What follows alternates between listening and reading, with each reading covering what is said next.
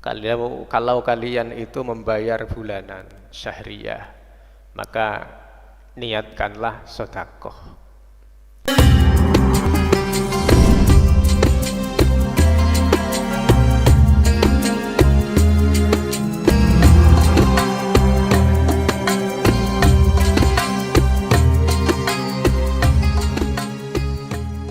Bismillahirrahmanirrahim. Di sini faedah berikutnya adalah taksirus shadaqat. Orang berpuasa itu memiliki potensi dalam dirinya untuk bisa bersedekah. Jadi kalau kondisi lapar itu justru ada potensi untuk bersedekah. Yang seperti ini kan jarang sekali diungkap. Paling kalau pelajaran-pelajaran yang ada di sekolah atau di madrasah formal itu, ya salah satu puasa adalah bisa merasakan bagaimana apa yang dirasakan oleh orang miskin misalnya. Ya hanya begitu saja, tanpa ada penjelas lebih detail. Yang seperti itu bisa disalahpahami. Kok iya puasa biar bisa merasakan apa yang dirasakan oleh fakir miskin. Loh, jangan-jangan puasa itu ada hasudnya. Kok kepengen biar orang yang semula itu tidak lapar menjadi lapar. Apakah itu hasud? Nah, itu yang harus dijelaskan. Okay. Makanya apa saja faedah puasa diantaranya adalah bisa memperbanyak sedekah.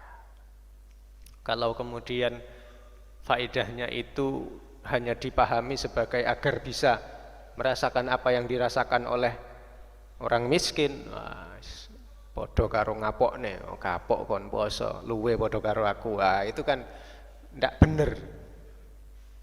Makanya di sini Syekh Izzuddin bin Abdissalam di sini memulainya dengan taksirus shadaqah, memperbanyak sedekah.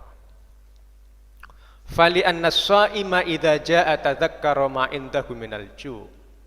Orang yang puasa itu ya, ketika merasakan lapar, maka dia ingat terhadap dirinya yang lapar. Kalau dia itu merasa dirinya lapar, bagaimana ya rasanya orang miskin yang makannya tidak tentu. Maka dari itu biar sadar kalau lapar itu tidak enak, orang miskin lapar juga tidak enak, maka fahassa dzalika ala it'amil ja'i. Puasa itu memerintahkan, menganjurkan orang yang berpuasa untuk bisa memberikan makan terhadap orang yang lapar. Nggih. Makane lek puasa turu tok, iku wis gak ngrasakne luwe. Lek wis gak ngrasakne luwe, ya ora pati mikir sedekah. Dikira wong liya iku ya padha karo dekne. Gak pati luwe pisan. Padahal gak padha. Nggih. Saya seringkali melihat ada orang yang berjalan begitu ya. Berjalan. Saya dulu masih belum pakai mobil itu bisa.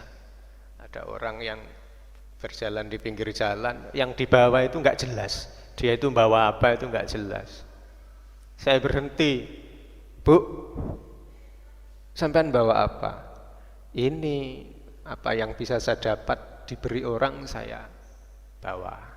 Terus ya kalau laku saya jual ya saya jual gitu. Artinya barang-barang yang tidak berguna gitu kan. Mau mencari rongsokan kan biasanya orang laki yang bawa sak itu ya. Mungkin dia perempuan. Akhirnya saya berhenti. Bu, saya tadi ada rezeki, saya bilang. Saya ada rezeki, saya beri uang. Bu, terima kasih. Gitu kan. Saya sudah menjalani itu. Nah sekarang kalau sudah pakai roda 4 agak sulit ya. Kalau naik sepeda kan enak, agak berhenti begitu. lebih cepat berhenti itu bisa. Tapi kalau naik mobil kan tidak bisa, tahu-tahu berhenti ya ditabrak dari belakang kan begitu. Yes, akhirnya sodakoe ganti karo sing tukang nyebrang nih dek perapatan, ya nyebrang nih dek embong. Jadi sodakoe masuk sidik ya usiku. Nah itu perlu untuk dibiasakan sejak sekarang. Kalian kalau menyadari bahwa puasa itu bagian dari ujian Allah, mengajarkan kepada kita bagaimana orang lapar itu peduli terhadap orang yang lapar. Nggih. Carane nggih niku sedekah. Kiai saya, Kiai Nur Hamid Askandar itu pernah ngajari santri-santrinya ya termasuk saya. Kalau kalian itu membayar bulanan syahriyah, maka niatkanlah sedekah.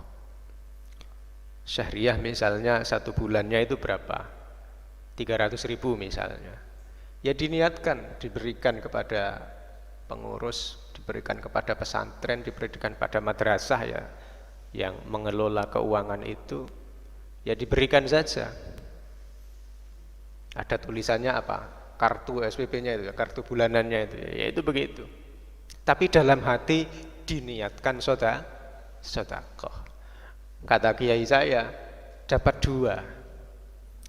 dua pahala. Apa? Pahala menjalankan kewajiban membayar bulanan itu. Kenapa dapat pahala ya? Karena dipakai untuk bekal untuk belajar toh, biaya belajar toh. Nah itu yang pertama. Yang kedua, pahalanya bersedekah. Kenapa? Karena bisa jadi ada teman kita yang belum sempat bayar, belum dikirim, itu kan tetap makan toh. Tidak pernah di dapur belakang itu kemudian ditanya, kamu sudah bayar bulan apa belum? Pernah ditanya begitu? Tidak. Maka yang seperti itu menjadi sedekahnya kita yang sudah bayar duluan. Nggih. Makanya kiai saya itu ngajarkan begitu. Niatkanlah bayar bulanan syahriyah itu selain untuk memenuhi kewajiban, diniati sedekah. Ganjarannya oleh loro. Ya begitu. Seorang kiai, seorang alim itu mengajarkan santrinya itu ya begitu.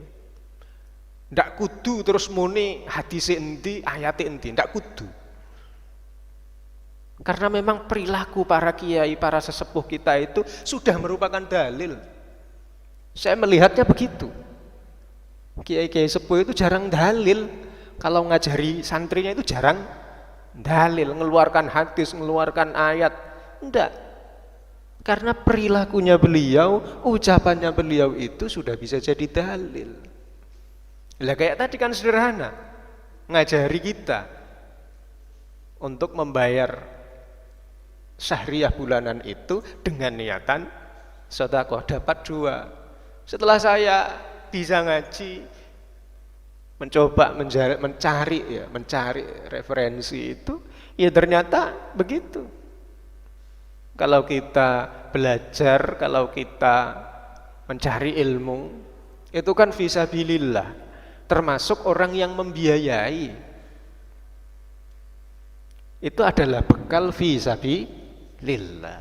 Oleh ganjaran ya oleh, bayar ulanan itu oleh ganjaran. Jadi ojo sampai terus sampean bayar ulanan ono ndek pondok iki merasa terbebani. Merasa, karena saya dapat fasilitas, maka saya bayar. Jangan begitu. Tapi justru diniati napa? Niki bekal fisabilillah. Lek zaman rumiyin jenenge fisabilillah niku mesti perang. Lek gak dipateni, mateni. Lek gak mati, ya urip kan begitu. Lah kita yang zaman sekarang fisabilillah itu sudah harus bergeser, berjihad untuk melawan kebodohan kita, melawan keterbelakangan kita. Sudah harus bisa begitu. Makanya kalau ada kelompok tertentu orang Islam kok memaknai fisabilillah iku jihad kudu mateni, kok zaman saiki kudu mateni, iku wis enggak cocok. Lawanlah kebodohannya, lawanlah keterbelakangannya, lawanlah kemiskinannya. Insyaallah kane sampean tak wanti-wanti ojo gampang melu aliran-aliran sing napa rada keras ngomong jihad iku kudu perang, kudu ngepuk uang, kudu mateni uang. Wong sampean iku nahan awake dhewe, menahan nafsunya sendiri saja itu kata Nabi napa? Jihadul akbar. Mari perang Badar dhisik iku Kanjeng Nabi napa? Matur, rojakna minal jihadil asghar ila jihadil akbar. Kita ini baru saja pulang dari jihad kecil menuju jihad yang lebih besar. Apa itu? Jihadun nafsi. Memerangi diri sendiri. Kita bisa menolak ajakan orang lain untuk berbuat buruk. Ayo bolos. Bisa kita nolak. Tapi lek sing males awake dhewe. Kadang bisa napa mboten memerangi niku. Oh sik males, sik kesel, sik ngantuk, wis turu ae, ora usah melu ngaji. Lah itu kan berat. Jihadun nafsi niku kategorinya adalah jihad akbar. Berperang melawan diri sendiri niku abot. Apalagi kalau misalnya dalam sebuah organisasi ono koncone sing rodok nakal. Benahi konco sing nakal ono di organisasi niku luwih angel timbang benahi wong liya.